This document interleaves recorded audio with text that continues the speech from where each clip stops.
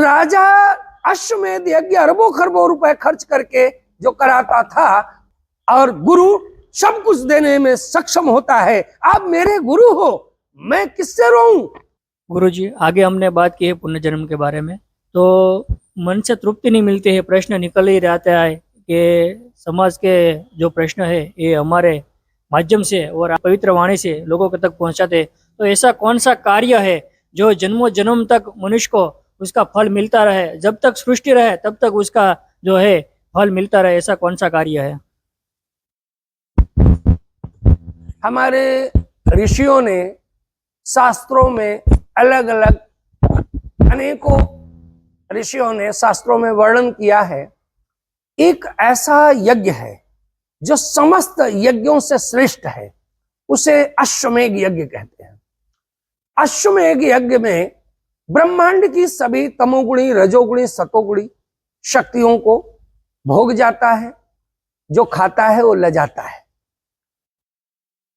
समस्त पितरों पितरियों को भोग जाता है यज्ञ के माध्यम से, और उससे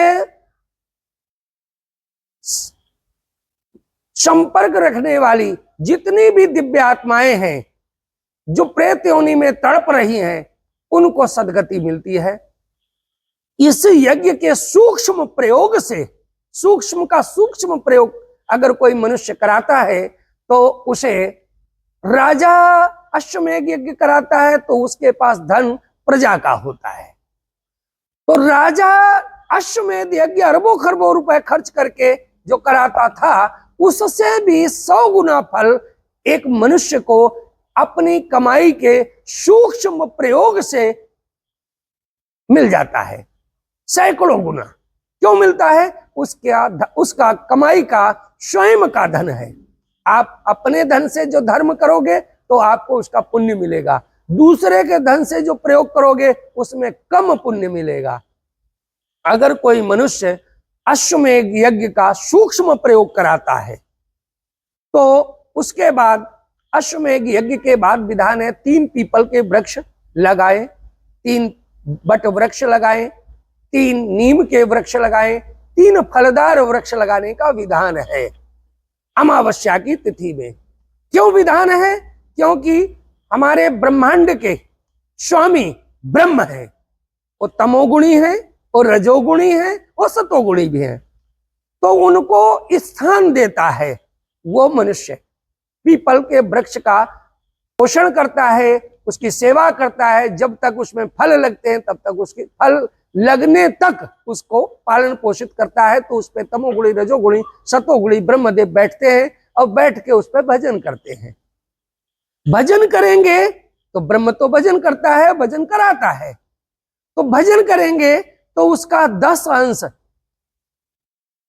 पीपल का वृक्ष जिसने लगाया है उसे उनकी तपस्या का 10% तपस्या उस वृक्ष लगाने वाले को मिलेगा, क्योंकि उसने ब्रह्मदेव को वृक्ष रूपी आसन दिया है। शास्त्र कहता है जो आसन देता है, आसन देने वाले को 10% तपोबल मिलता है, ऐसा शास्त्रों में वर्णन है। तो 3 पीपल के वृक्ष लगा के उनका पालन पोषण करके जिसने ये कार्य किया है उसे तमोगुणी, रजोगुणी, सतोगुणी ब्रह्मदेव का 10% तपोबल जब तक सृष्टि रहेगी तब तक मिलता रहेगा। इसी प्रकार 3 बट वृक्षों लगाएगा जिसपे उसके समस्त पितृ तमोगुणी, रजोगुणी, सतोगुणी बैठेंगे और जप करेंगे, तो उनके जप का, पितरों के जप का भी 10% जप का प्रताप उस लगाने वाले व्यक्ति को प्राप्त होगा। इसी प्रकार 3 नीम के वृक्ष को लगाएगा, पौधे लगाएगा, फल लगने तक उनका पालन पोषण करेगा। तो 3 नीम के वृक्षों पे 3 प्रकार की पितरियां तमोगुणी, रजोगुणी, सतोगुणी बैठेंगे, वो तप करेंगी, उनका 10% उस व्यक्ति विशेष को मिलेगा। इसी प्रकार पितरों के ब्रह्म के मित्रगण भी होंगे, उनके लिए वो 3 फलदार वृक्ष भी लगाता है। तो प्रेत योनि में तड़पने वाली दिव्य आत्माएं वो भी जप करेंगी तो उनका भी 10% पुण्य उस वृक्ष लगाने वाले को प्राप्त होगा। तो एक तो 10% तप मिल रहा है उस व्यक्ति को, उसका प्रताप उसका बढ़ेगा जब तक ये सृष्टि रहेगी तब तक। अब प्रश्न उठता है कि 10-12 साल या 20 साल या 100 साल तक वृक्ष रहेगा, जब तक सृष्टि रहेगी तब तक कैसे पुण्य मिलेगा, प्रश्न उठता है। तो उस वृक्ष में, सारे वृक्षों में फल लगते हैं, पक्षी फल खाएंगे, उनकी आत्मा तृप्त होगी तो उसका पुण्य तो अलग है। लेकिन फल खाने के बाद पक्षी मल त्याग करेंगे तो वहां और वृक्ष पौधे उगेंगे, वो सृष्टि का श्रृंगार होगा, तो सृष्टि की कृपा मिलेगी और वो वृक्षों के से अन्य वृक्ष उत्पन्न होंगे तो उन पे वो दिव्य आत्माएं बैठेंगी, जब करेंगी तो उससे इस तरीके से वो अक्षय पुण्य का भागी बनेगा। जब तक ये सृष्टि रहेगी तब तक उसका पुण्य का प्रताप, तपस्या का प्रताप बढ़ता रहेगा।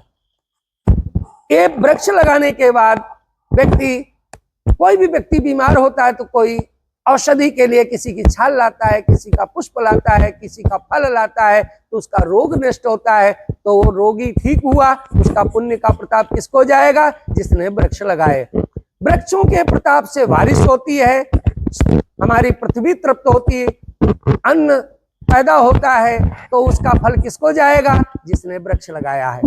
उन वृक्षों में निकलने वाली ऑक्सीजन, पीपल और नीम 24 घंटे ऑक्सीजन छोड़ता है, तो जो हर व्यक्ति, हम आप सब ऑक्सीजन श्वास लेते हैं, तो उस वंश में, उसके व्यक्ति के वंश में व्यक्ति श्वास का रोगी नहीं होगा, क्योंकि ऑक्सीजन जनरेट करने का माध्यम उस व्यक्ति ने वृक्षारोपण करके किया है, तो उसके वंश में कोई सांस का रोगी नहीं होगा, कोई अल्पायु नहीं होगा, सब दीर्घायु होंगे। तो इसी तरीके से उन वृक्षों के माध्यम से बहुत सारे पक्षी उसमें अपना विश्रामालय बनाएंगे, घोंसला बनाएंगे, तो आपके वंश में उत्पन्न होने वाला कोई बेघर नहीं होगा। इस तरीके से उन वृक्षों के माध्यम से अनेकों प्रकार का पुण्य उस व्यक्ति विशेष को प्राप्त होता है।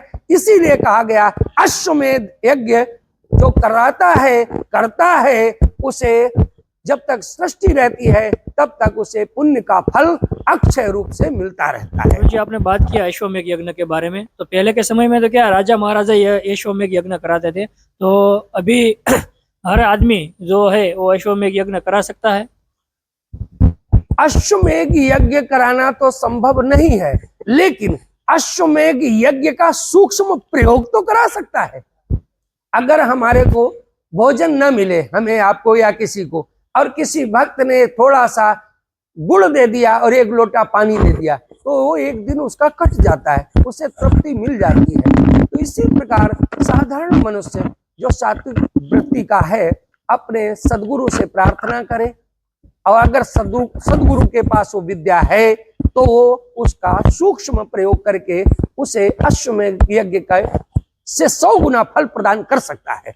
अगर सात्विक वृत्ति का है और उसका सदगुरु सामर्थ्यवान है, उसके पास वो विद्या हो, तो जिस प्रकार भगवान राम के पिता दशरथ निर्वंशी थे, कोई संतान नहीं थी, लेकिन एक दिन बहुत दुखी थे दशरथ और अपने गुरु के शरण में गए, कुल गुरु की शरण में, महर्षि वशिष्ठ के चरणों में, और रोने लगे कि मैं तो निर्वंशी हूं, मेरे कोई संतान नहीं है, और गुरु सब कुछ देने में सक्षम होता है, आप मेरे गुरु हो, मैं किससे रोऊं, तुम मुझे संतान कैसे प्राप्त होगी, मेरे वंश की वृद्धि कैसे होगी, मुझे नहीं पता, तुम मेरा कल्याण करो, मेरे वंश की वृद्धि करो और मुझे पुत्र रत्न दो।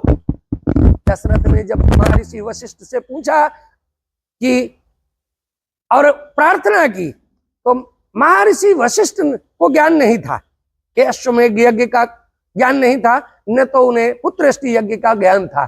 तो उन्होंने, हमारे पूर्वज श्रृंगी ऋषि हुए, तो श्रृंगी ऋषि को बुलाया, किसने, महर्षि वशिष्ठ ने।